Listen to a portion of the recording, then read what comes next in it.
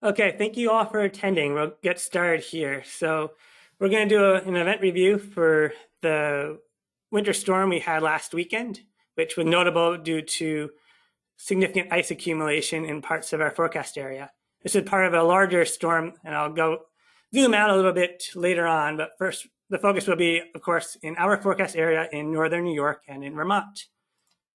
So we will walk through what happened, a little bit of the meteorology behind how this occurred and then the impacts, and then put into some larger context. So here is a map of ice accumulation that we received, and I drew a white line that signified basically where the ice line was with regards to significant accumulations. So to the south of this, across southern portions of our forecast area.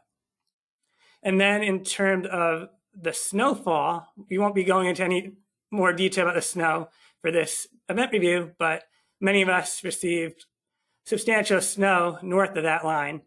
And so we can see here that we had reports of anywhere between a half a foot and 10 inches of snow in a swath of northern New York, basically from northern Franklin County in New York, southeastward into portions of the Northeast Kingdom of Vermont. So the big question is, how could we get a big ice storm in late March? It's a time of year that typically it's really, really hard to do, as we don't really get the type of cold air that really allows for ice to build up, especially with temperatures that struggle to stay cold during the daytime. So things came together in a way that made this pretty unusual. What's not unusual is the large-scale pattern. So as the storm began, we had an Arctic high pressure area to our northwest in portions of central Canada. Meanwhile, there's a Bermuda high to our southeast. In between, you can see a frontal zone draped across the Midwest into the northeastern US, with centers of low pressure to our west and just to our southwest. So basically we have this, what we call a quasi-stationary frontal boundary. And so this schematic that you can see here is very similar to what unfolded.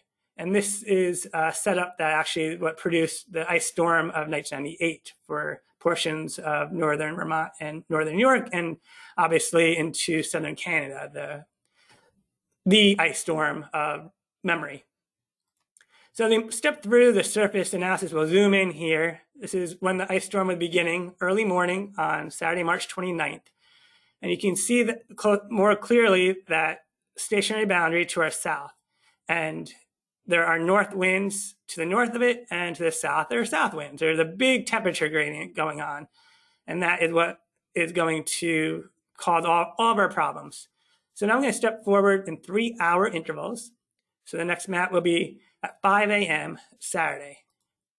Before I jump to that, I just wanted to zoom in here. This is a case where our Storm Prediction Center, the National Weather Service, has a Storm Prediction Center that typically deals with severe weather, but they also do mixed precipitation. And so they highlighted our area of concern at this time at 2 a.m. with regards to potential for significant freezing rain falling in this corridor highlighted in our forecast area. So now we'll move ahead to 5 a.m. That front has not moved, and now low pressure had moved closer to the area. And this is when precipitation became heavier. And then 8 a.m., the boundary now has shifted to our south, and this begins to end the first phase of the event. 11 a.m., you can see the boundary now has stopped moving southward. And so we still have some light precipitation, but this is basically a lull in the event. So through this time, the first half of the event, we saw quite a bit of ice. This is going to be a map of radial ice amounts. So basically you can look at it as the amount of ice that accumulates on tree limbs or power lines.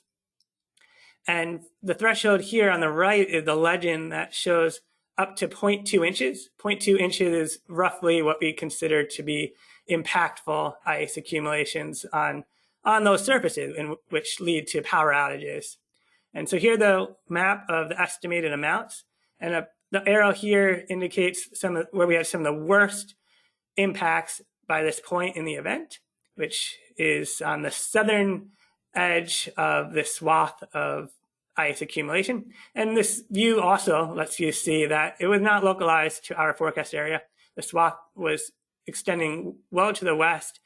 And in fact, this event was a major ice storm for parts of northern Michigan as well. So here, just a summary of what I was mentioning, where the half-inch threshold is where we typically would see numerous power outages. When you're into that quarter-inch to half-inch of flat ice, or up to that 0.2-inch radial ice, that's where we start to see some impacts, but it's not typically a significant ice storm. So if you recall, we were not forecasting amounts quite in that range. But based on the reports we were receiving on Saturday, including this one in Ticonderoga and other towns in northern New York and in Vermont, we decided that this was actually an ice storm rather than just something that was winter weather advisory based on our criteria for product issuance. So then, to summarize, just moving ahead, I won't go into detail about this part of the event, but then we saw additional ice accumulate from midday Saturday through especially the overnight hours Saturday into Sunday as that front moved back to the north. And so you can see in our forecast area, the amounts were generally light, except for that swath where we saw large impacts in, for instance, the Killington area in Vermont, and basically, as I'll summarize at the end of the presentation, where all the power outages were concentrated in south central Vermont and into southern portions of our Adirondack region. Here's an estimate of the ice accumulations from the New York State Mesonet during that second part of the event. And so the general idea is that in addition to the ice that was observed on Saturday morning, we dealt with more ice, and this was forecast again through that nighttime period, which allowed for additional accumulations across basically all of northern New York and much of Vermont during that second part of the event. So here's a summary of the precipitation amounts through Saturday morning, and this is a big reason why we saw such damage beyond what we were anticipating on the high end of possibilities due to heavier precipitation than expected. Here, the map that shows the radar estimated precipitation, and you can see it largely corresponds to that observed map I just showed, with a swath of half-inch to an inch locally of precipitation in that area that saw significant ice, like in Ticonderoga. And then you can compare to our forecast 24 hours before. And so this is a case where we under forecast the precipitation. And so this is when you're dealing with these type of systems, any error is certainly important. So we certainly do our best to forecast as accurately as possible, and we try to do our best every time, and we respond to what happens. So once we move on to the next day, you can see we were anticipating more precipitation, and it did occur, with another swath of over half an inch in some of that same area that saw the heavier precipitation in the first part of the event. So all in all, in the area that stayed freezing rain, you saw liquid amounts of over an inch to nearly an inch and a half in localized areas. So when you convert that to the freezing rain to accumulated ice, this is why we saw the impacts we saw in some areas, especially in south central Vermont during this event. So I'm going to shift gears and show some of the forecast information we were presenting to our partners. So the state of Vermont and in northern New York, emergency management and other media and all sorts of partners that the National Weather Service has received these briefings. This is a heads up, basically, 2 days before the event on Thursday afternoon. At this point, we were expecting a mix of snow and ice, and our confidence of this occurring was high enough to issue a winter weather advisory at this time.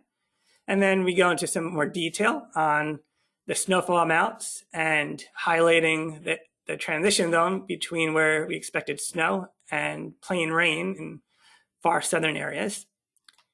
We then showed a comparison of what could be in the best case scenario if you don't want snowfall on the left-hand side, and then on the right-hand side, the worst case scenario, or the most snowfall that at the time was predicted by an array of model guidance.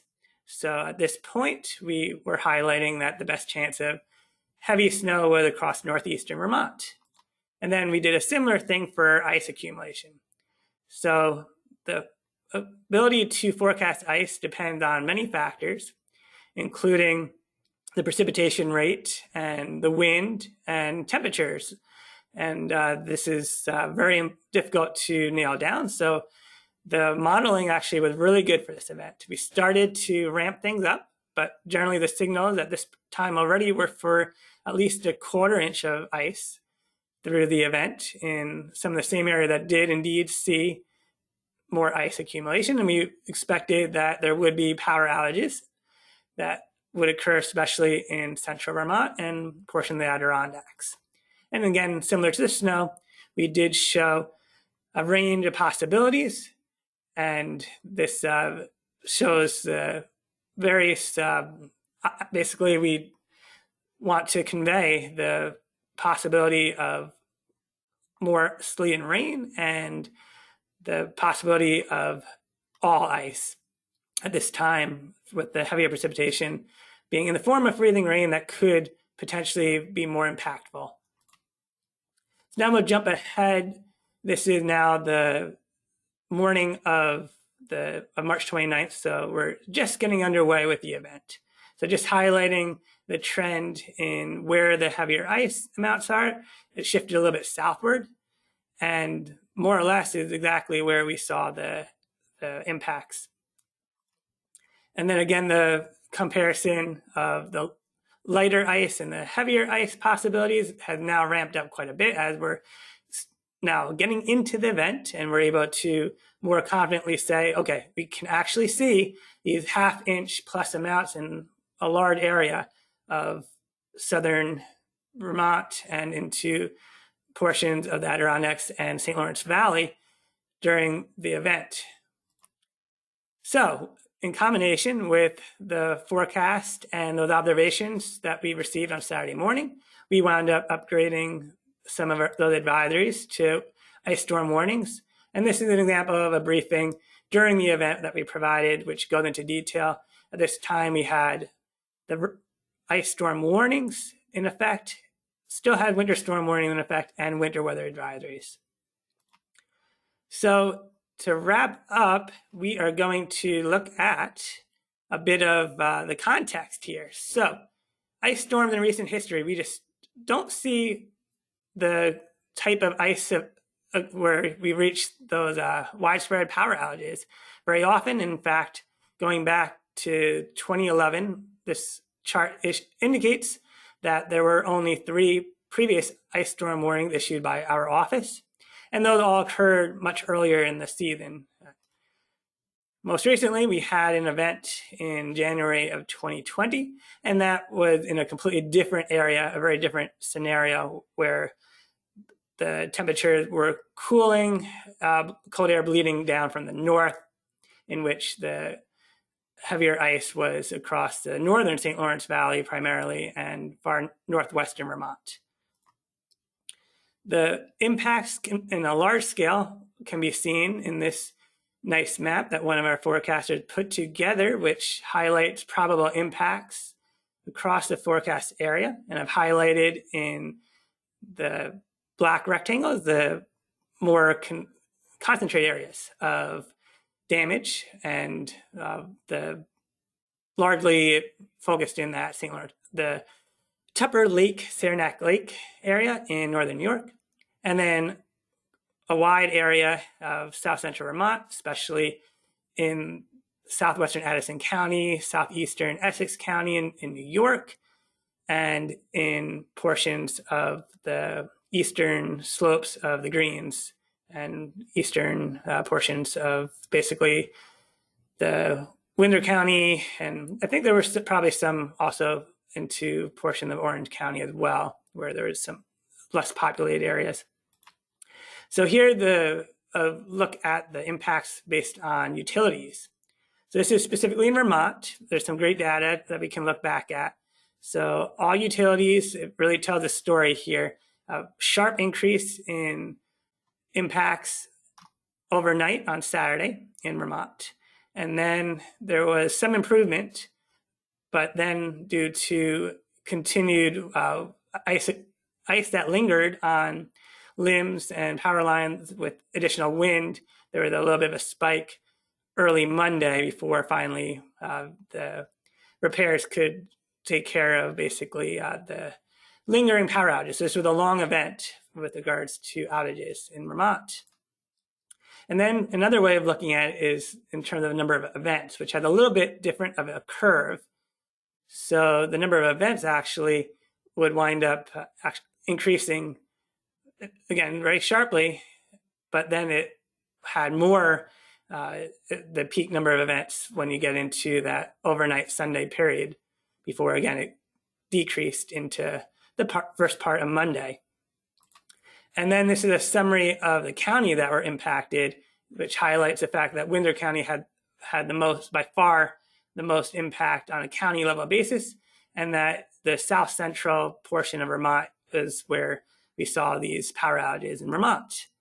And then if we zoom out to both New York and Vermont, this is more of a spatial distribution of at a snapshot of where the outages were reported. And again, it coincides very nicely with where the observed ice amounts were heavier and where we got reports of significant damage. All right, that is all I have. And I'd love to, you can add in the chat anything you'd like. I can answer some questions. Thank you.